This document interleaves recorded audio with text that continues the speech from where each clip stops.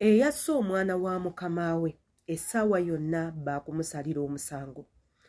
Bu vidiyo buzze butambula ku social media nga bulaga omukozi w'ewaka yakutte omwana wa mukama we ow'emyezi 8 n'amuteeka mu washing machine n'amwoza mpaka bwe yafudde. Ono nno yalabikibwako mu katambi nga bino byonna bigenda mu maaso ate era bamukuuma ddembe ab'eggwanga erya Kuwait ne bajja ne baba nga basalako gano amaka bwe batyo omukozi ne baba nga bamuteeka mu nkomyo.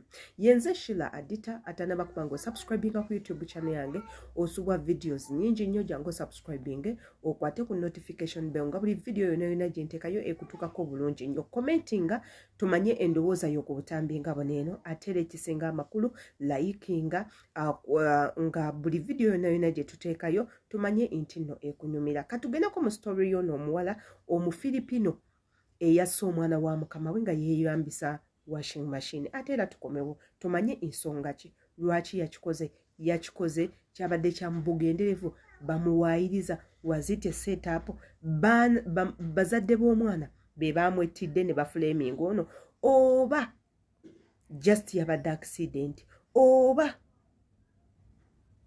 nga kwabadde kulagajjala bw'oba oliawo. Ate era tubeere nga tukomawo. Omwana gwe bayokeza mu washing machine abizadde. Munnange Omufiripayini eyateeka engoye mu washing machine nga tamanyi nti munnange omwana mwali washing machine negoye omwana paka kufa. Omufiripayini bamututte mu kooti. Ono nno kiteeberezebwa okuba nti agenda kusalibwa gwa kalabba oba gwa kufiira mu kkomera bulamu bwonna. Ono nno Omufiripayini bambi teyamanya ng'omwana awalampa okugwa mu machine ye mu kuleeta engoye ng'ayuwamu chemicals ng'ayuwamu n'engoye ng'aggalawo nga startinga kumbe omwana ali mu machine paka omwana we yasse ogw'enkomerero. Obwedda tulinze footage oba CCTV kamera bye yakwata tebalinze kubeera nga babitulaga. Bamukutte bukwasi nga bamutwala mu kooti saawa yonna amawulire agavaayo nti bamusalidde. Kyemanyi bamusalidde nadda. Bannange tubeere beegendereza mu buli kye tukola. Omusango bagumutaddeko olw'ensonga yabadde avunaanyizibwa ku kukuuma abaana ebya CCTV kamera banaabiraba oluvannyuma. So bannange si mawulire. Guys, ono ye Kadaama agambibwa okubanga yayolezza omwana wa mukama we mu washing machine. Naye nze ndaba wano waliwo ekitagatta. Kadaama ono she's from Filipino. Naye nze guys ndaba wano nga waliwo ekitagatta. Bakadaama abamu zino washing machine ze tuyina mu mayumba mwe tukolera. Remember nti zino engoye tetuyiwa mungi wetova eri noziwa mu buyiyi. Osooka n'oziteeka aside n'otandika okukwata olugoye lumu ku lumu kubanga waba wezibamu mu bikukujjubu stocks ng'olina okuzifuulula oziteeke ku gundi yaazo ku nnomo yaazo n'olyoka oluteeka mu mashini. Nze ndaba wano waliwo ekitagatta either nga Kadaama ono ekintu yakikoze intentionally oba nga bamuwaayiriza. Bannange sigamba nti oba nkuba Kadaama ono naye nga nammwe mukiraba bulabi. Eno mashini nga bwe ngibatereddawo tosobola kuteekamu lugoye nga Obwo nno bwe bumu ku butambi obwatambulidde ku mikutu gya social media. Muganda waffe ono ye mwana omuwala eyava mu ggwanga erya Philippines n'aba nga agenda mu ggwanga erya Kuwait okuba nga yeenogera ku nsimbi. Ono nno omulimu gwe yafuna gw'okubeera house helper oba mwenga we mubayita Bakadaama. Mukazi wattu n'atandika okukola. Unfortunately omwana wa mukama we n'amufaako. Obutambi bungi nnyo buzze bukolebwa era nga story eno nabadde njewazo gyogerako naye nga weeri enkola yaffe nti obutambi bwe buti tubwogerako ate era ne tuwabula baganda baffe ne tubasomesa teekako nobba enlightinga ebintu ebimu mmwe bye mubuusa amaaso bw'oba oliawo ng'ate biri very important. Abawalabu baneeno be tukolera mwaba bakolera abasenga temunaba bategeera bulungi, temubamanyi bulungi, temumanyi mpisa zaabwe, temumanyi mbeera zaabwe, temumanyi engeri gye batambuzaamu obulamu bwabwe. Era ne tubawoninga ne tubagamba nti banange mukolera bano abantu naye these people don't like you. Omuwalabu ye muntu gw'okolera n'atuuka ku ssaawa y'okusasula n'akukuba mu kkomera. Omuwalabu ye muntu gw'okolera n'alaba nga you don't deserve any payment. Omuwarabu ye muntu gw'okolera n'atuuka ekiseera ng'akukooye n'akukwata n'akutunza omuntu omulala. Omuwarabu ye muntu gw'okolera n'abeeraawo nga tasiima. Omuwarabu ye muntu gw'okolera ekiseera eky'okukusasula n'akutta bussi. So zezo embeera zaabwe.